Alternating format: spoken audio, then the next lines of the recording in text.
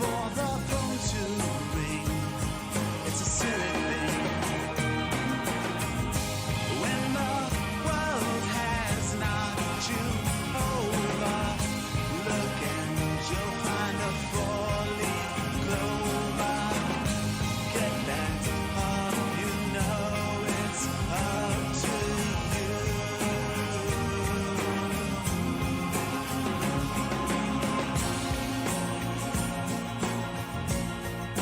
Think of what tomorrow brings.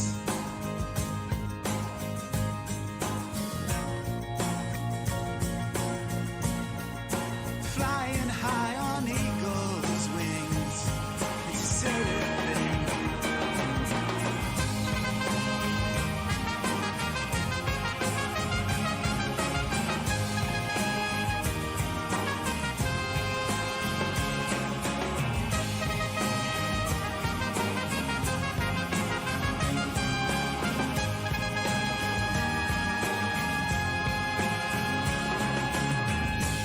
Lift your head and let the sun in. Take a look, the tide is turning. Come with me, we'll sing a brand new tune. Come with me, we'll sing a brand new tune. Come with me, we'll sing a brand new tune. Come with me, we'll sing a brand new tune. Come with me, we'll sing a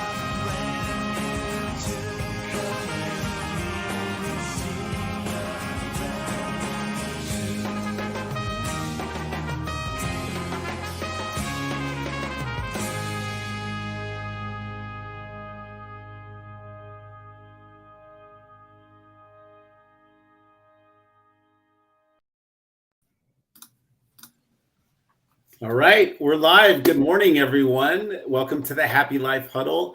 Today, April 11th, 2023. HappiLyfe Huddle is a live stream conversation between myself, CEO and founder of HappiLyfe, Juan Carlos Avila, and a very special guest around all things Happy Life, be it mindfulness, purpose, confidence, connectedness, where we get a chance to tune in, share, and learn and reflect. HappiLyfe is a purposeful living app that empowers its users to lead happier, more purposeful lives by facilitating balance through daily focus and access to wellness tools, connectedness through a safe and nurturing community, and positive change through daily reflection and accountability. You can download HappiLyfe in the App Store and the Google Play Store. And today we have a very special guest with us, Michelle Alegria, good friend who is the CEO and founder of We Just Breathe Foundation. Michelle, welcome to the show. Thank you, Juan. I'm going to read a quick bio, and then we'll jump right into things. I'm excited for this conversation around the power of mindfulness and breathing. But the We Just Breathe Foundation is an opportunity to help empower youth in underserved communities through mindfulness. Their mission is to teach kids how to regulate their emotions and build mental and physical resilience through breathwork. The organization was founded by Michelle, Chicago television personality and wellness enthusiast. Michelle and her 3 young children tapped into the power of mindfulness and breath work along with yoga to help them recover from family trauma. This experience inspired Michelle to found We Just Breathe Foundation and help youth in low-income communities to use mindfulness as a tool for healing and thriving. So welcome to the show, Michelle. Thank you. It's wonderful to have you. I know I love your background. I know you're all snuggly with the sweater and you got the blanket there. So oh, you could see the blanket. Can you see the blanket? Yeah, no, I'm always cold, Juan. You know this. I love it. You're wrapped up, like a little blanket. But so maybe tell us a little bit about yourself and about your wellness journey and about how you came to start We Just Breathe Foundation. Sure. First, I'd like to take us through just a little bit of just landing into our body and some breath work. So I'd like to invite you all who's listening and watching to place your left hand on your belly, your right hand over your heart. Take a deep breath in through your nose, into your belly, And just let it all go. And just take a moment to acknowledge and honor yourself for being here and being present. And this is really helpful for me to get out of my mind and just really connect to my breath and my body. Paying attention to every inhale and every exhale.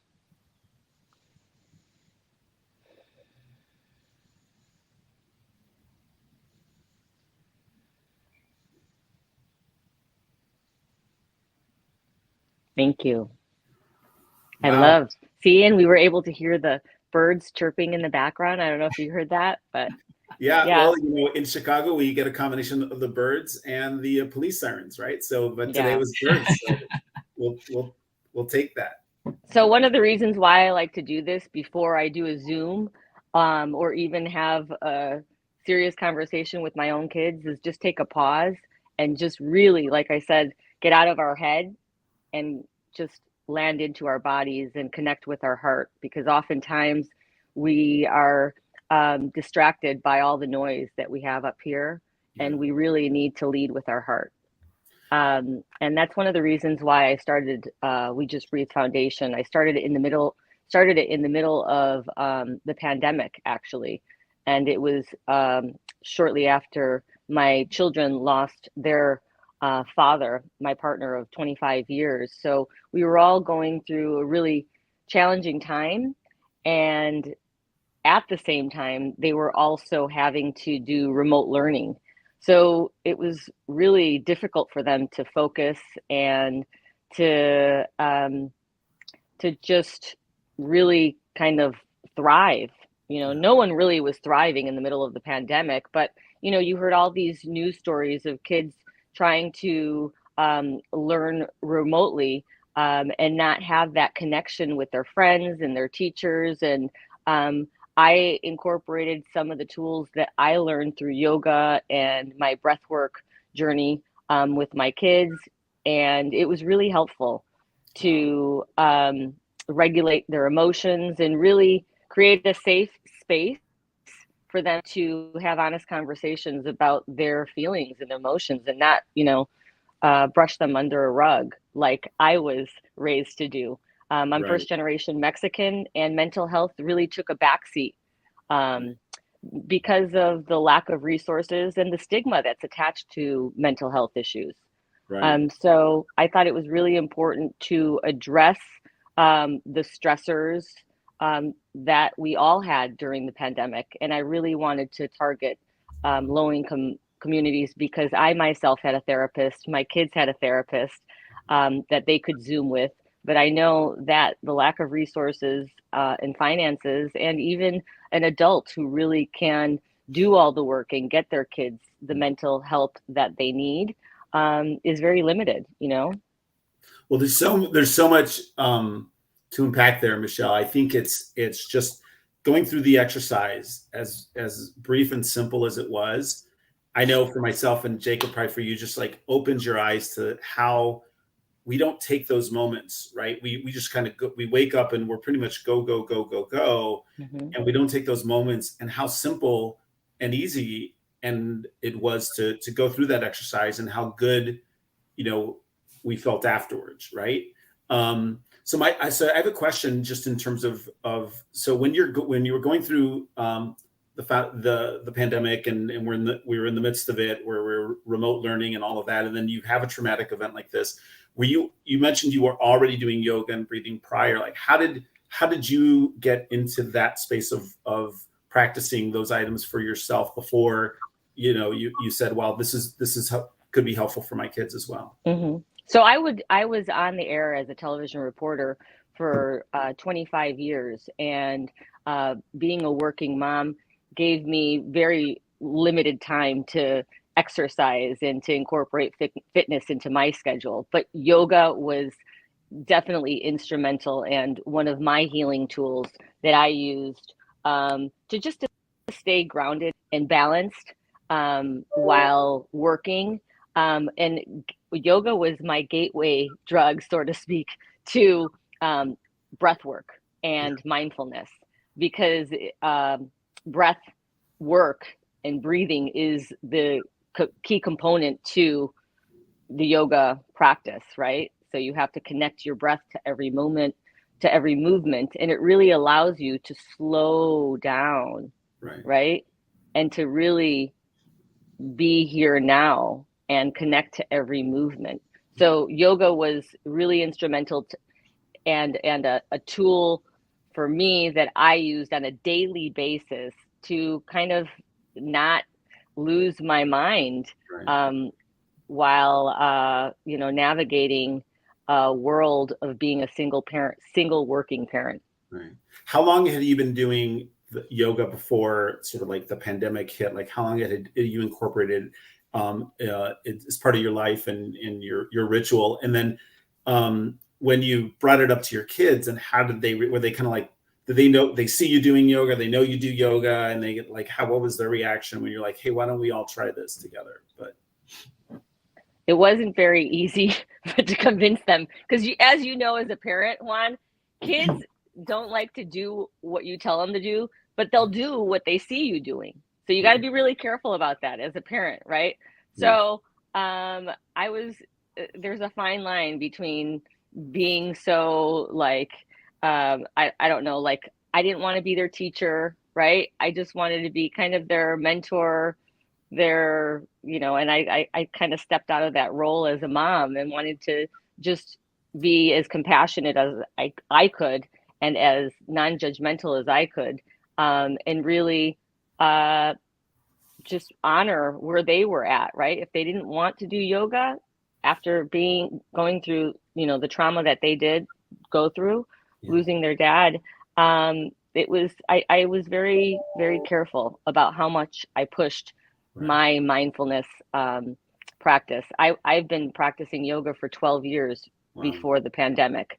And I just recently became a certified yoga teacher, not because I want to be a yoga studio teacher, but I just want to have that, that skill under my belt. And I recently became certified breathwork instructor, social emotional facilitator, and mindfulness facilitator. But yeah, I mean, they would see me do yoga on a daily basis. So it almost like is part of who they are, you know? Right. Is there, and this is, part of my ignorance around yoga, are there different types of yoga? Do you practice a certain type of yoga that you practice, or is it kind of all fall under the same umbrella? I do the basic vinyasa yoga. That's what I teach to, and We Just Breathe. It's more of a mindful movement. You have to be really careful about when talking to kids, especially trying to incorporate it into schools, which I am currently doing with the Chicago Public Schools, is because a lot of people, when they think yoga or they think meditation, they think spirituality or religious. It has a religious connotation to it. So I'm more about trying to preach mindfulness and mindful movement instead of yoga and meditation. Right. So tell me about with your children. So how did they adopt it into their lives? And I've got 3 kids as well, and they're 3 teenagers as well, and they're all different, right? They've got different personalities and different styles, and so you have to sometimes approach things differently. But did they adopt it? Have they made it part of their a tool that they have as one of their resources now? So, it's one of the things that I'm sure you heard as a child, like, all right, take a deep breath, right? But we take it for granted. So obviously, because now all of this schooling that I've had with mindfulness and breath work, they're hearing that dialogue constantly, around the house. So it depends on what kind of mood they're in. So sometimes they'll be like, Mom, I don't want to do your breath work. No, thank you. Right. But it's really, they say thank you. That's good. But can I just tell you how rewarding it is when I walk past the room and I'll hear them on the phone with their friends, and they'll be, coaching their friend through a difficult situation. And they'll be like, well, you just need to take a breath and breathe and, breathe into the belly And I love that. So, I'm hoping that it clicks one day, and I think it has. Mhm. I think it Right. has. And So I don't know about any type of ritual that they have. right.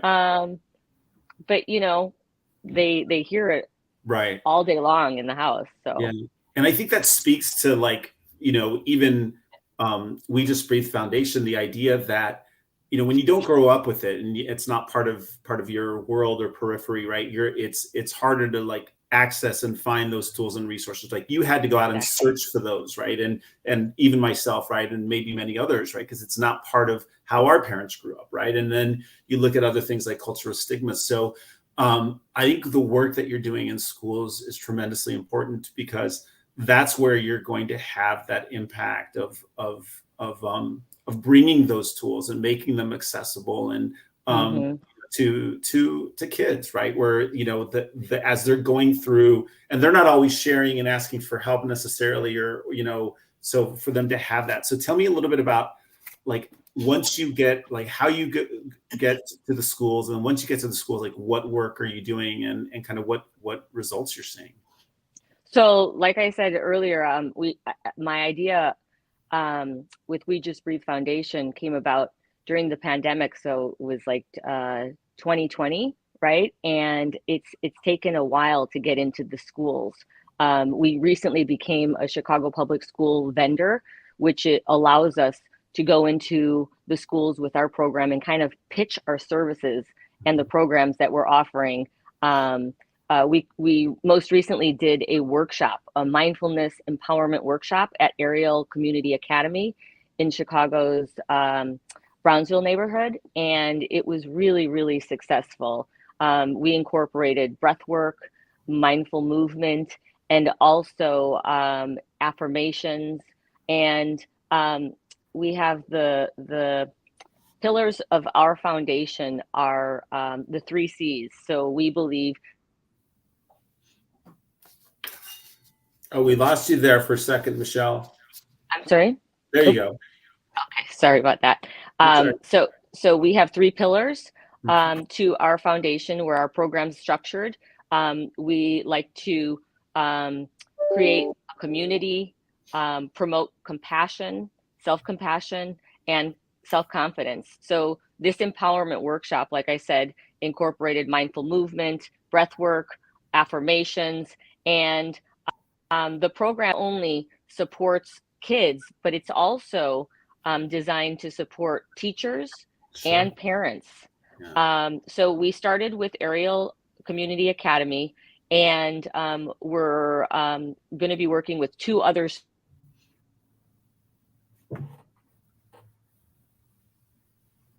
Jacob, I think we lost her again, right?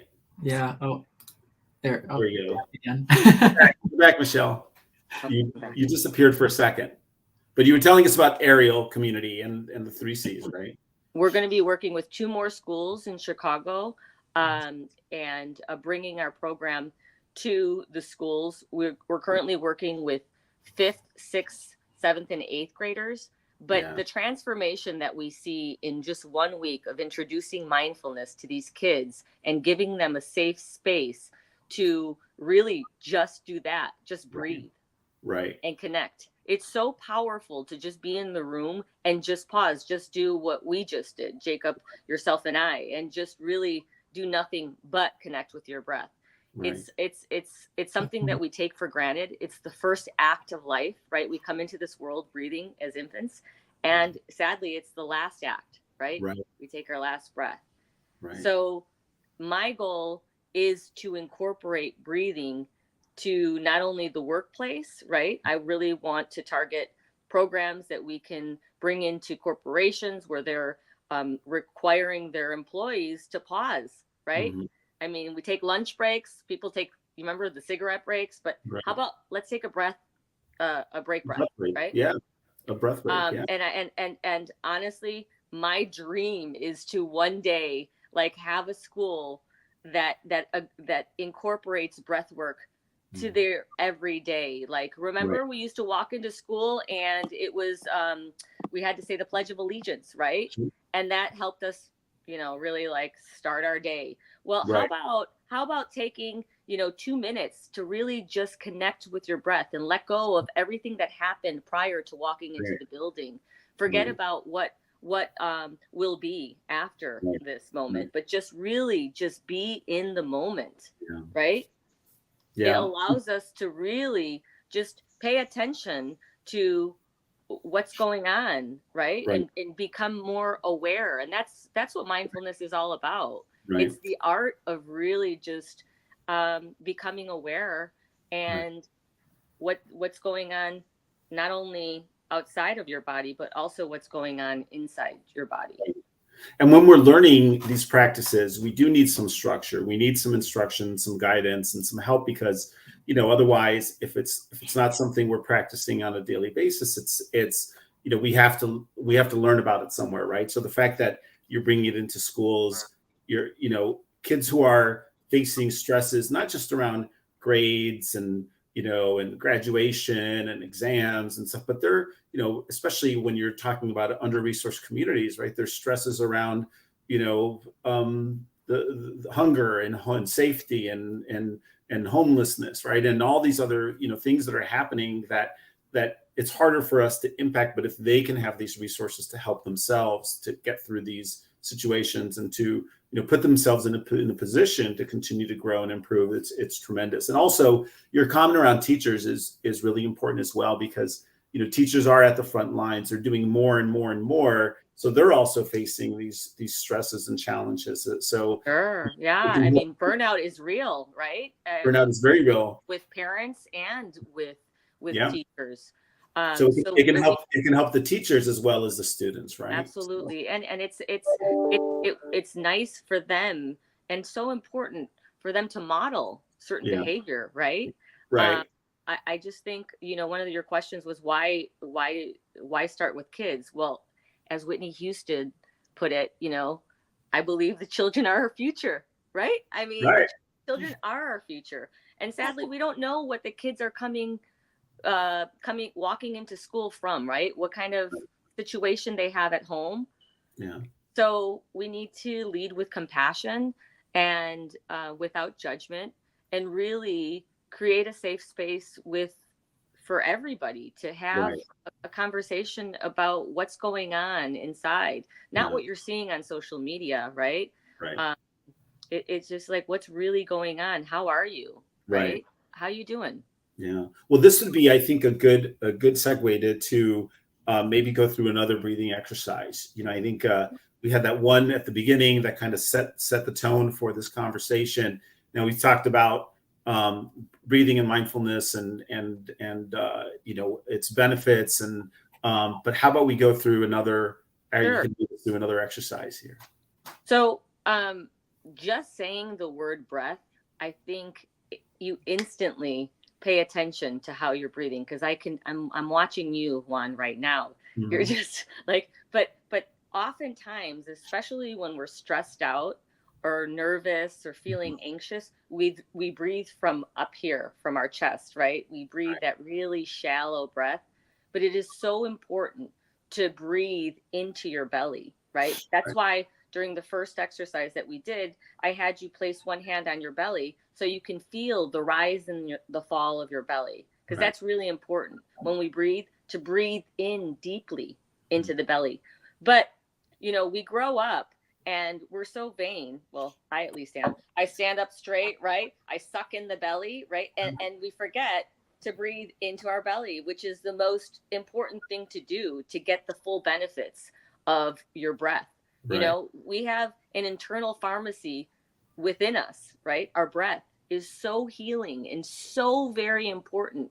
It changes the way we sleep, right? It changes the way we digest our food, and it changes our mood. Right. It does. So if you think about it, the way we breathe often tells us how we're feeling, right? When we're excited, right? We're just like, oh my God, you're right. Sometimes when we're startled, we hold our breath, right? But when we're listening to something lovely, like a nice song, or, you're getting praised by your child or a colleague, right? You just really fall into that. You really land into those words, and maybe you're just more conscious of how you're breathing. You breathe in, you're inhaling a little bit slower, right? You're exhaling a little longer than usual. So that's what I want you guys to get in the habit of doing. Really just paying attention. Ask yourself, how am I breathing right now? Whenever you're in a difficult situation, right? Yeah. So another breath work exercise that I do with my kids, and I do it in my car. I do it, you can do it anywhere, right? You can do it in the classroom. So you breathe in through your nose, and you pretend, or you imagine a straw right in between your lips, right? And you slowly exhale through that straw.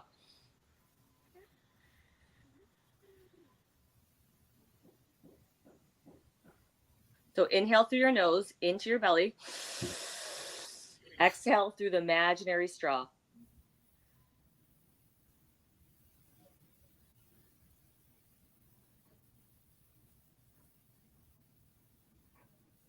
And if it's easier to imagine your belly as, imagine a balloon, right? A deflated balloon that's in your belly. As you inhale, expand that balloon, right? And as you exhale through that imaginary straw, you're deflating that balloon. So taking slower inhales, it activates your parasympathetic nervous system. Your parasympathetic nervous system is your rest and digest, right? So when you're thinking about your nervous system, your autonomic nervous system, you have two sides, right? You have your parasympathetic nervous system, which is your rest and digest, and you have your sympathetic nervous system, which is your fight or flight, right? So there are different breath work exercises that activate both sides, right? So your fight or flight, we have another exercise that we can do that really energizes you, right? It like gets you ready for the day. So this is one that I'll introduce you to, that it's called the breath of joy, right? So you're going to bring your arms to your sides, so where your elbows are touching your rib cage, right?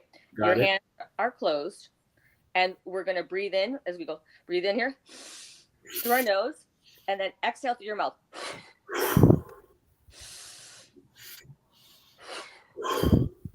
This is called Bastrika. Bastrika. Ready? Breathe. We'll do 10 of these. Ready? Okay. Breathe in.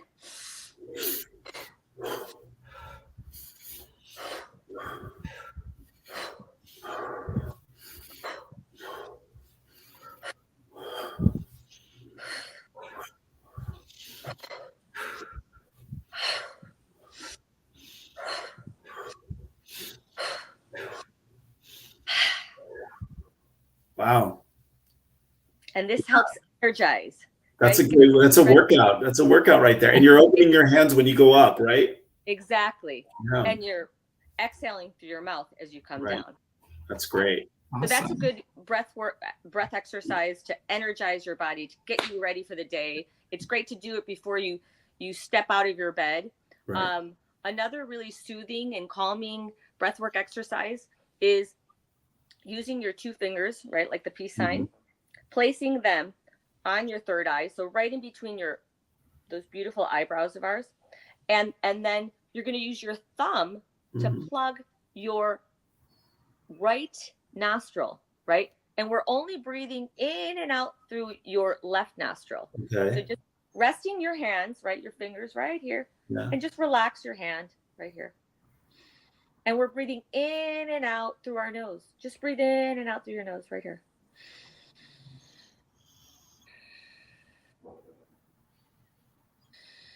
You're only breathing in and out through your left nostril.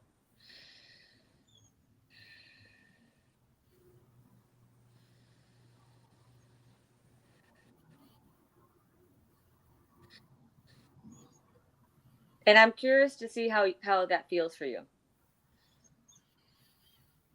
It feels great. I mean, it's I'm focused, and so I can feel every breath in, every breath out. Yeah. So your left nostril is wired and connected to your parasympathetic nervous system, your rest and digest. Wow. So this is basically telling your brain, Right. you're safe. Time to calm down. Wow. I love doing this right before I go to bed. Yeah. Right before I have to have a difficult conversation with But somebody. it's really your left nostril's the one that's connected that way. Got it. No, these are all really great exercises and all very, very simple and something that you can do at different points in the day. You know, and just going through these exercises right now, I know it just helps. You know, I mean, when we were doing those breathing exercises, I was then in tune with my surroundings, with my other senses as well, right? And it brought my mind down and my heart rate down and all of that. Sure. And when I'm dealing with kids, I like to be like, they learn by visually, right? Right. So there's a breath exercise if you have kids that you can teach, especially the younger kids. It's the high five breath, right? So you're inhaling as you're tracing with your other hand, your fingers. So you inhale, you stop here, and you exhale as you go down. Inhale as you go up, pause, exhale. Inhale, Jacob, through your nose, and exhale through your mouth. Inhale and exhale. Inhale and exhale. Cool. This is really calming. And you know what it does? It just helps us get us back into the present moment. Yeah. Instead of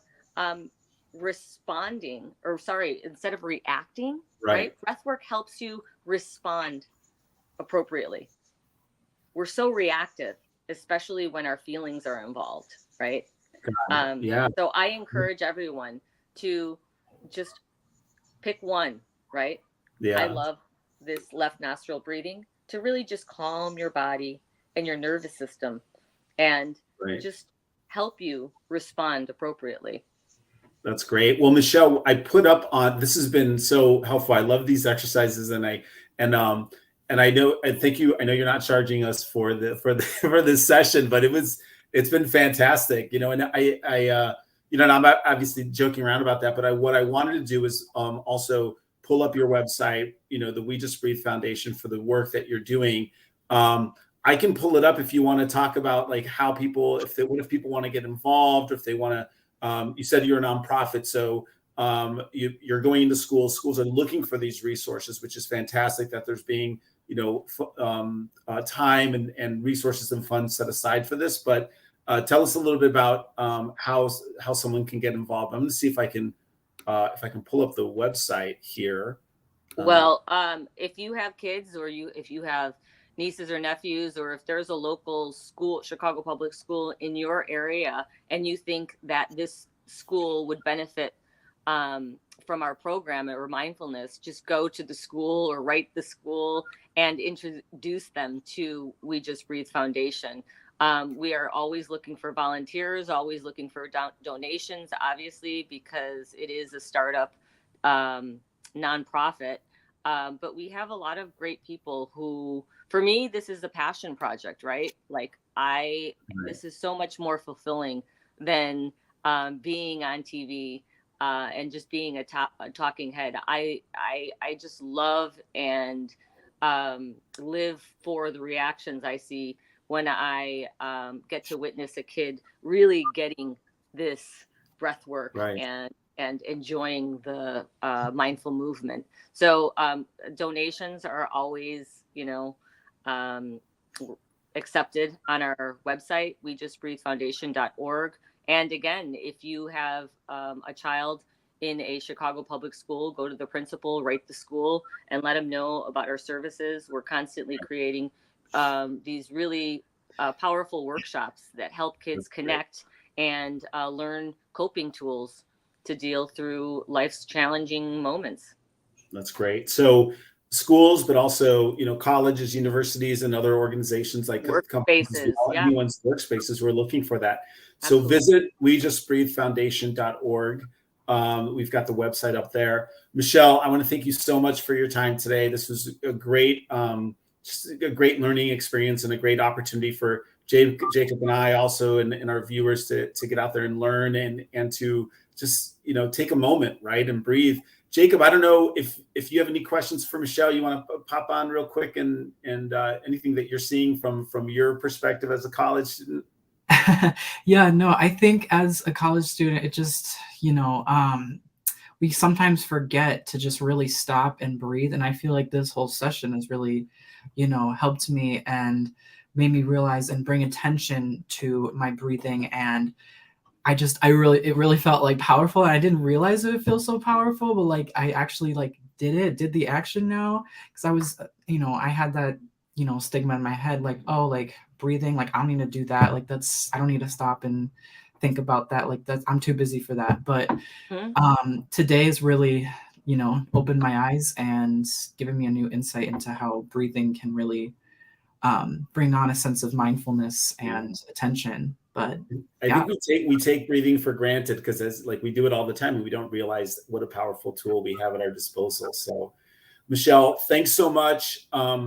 Any last words from you as we sign off? No, I think that the most important thing I can leave you with is whenever you're dealing through life's challenging moments, just ask yourself how am I breathing? Yeah. Right? And that will just click on that button, like slow down. So let's just all just slow down and really pay attention to how we're breathing. And self-care is so important, right? It allows us to be more present and more compassionate to others. Well, thank you, Michelle. And I will say, Michelle did when we had the HappiLyfe launch last year, she did a breathing exercise for us and really set the tone and the mood for the whole launch of HappiLyfe. So I know we'll be talking soon and collaborating and planning on how to make the world a better place. But thank you so much. And we always like to just remind our viewers at the end of the show, Michelle, our motto at our credo at HappiLyfe, which is to remember the most selfless thing that you can do is to work on yourself. So thanks very much and take care, everyone. Bye. Bye, guys. Bye, Thank everyone. you.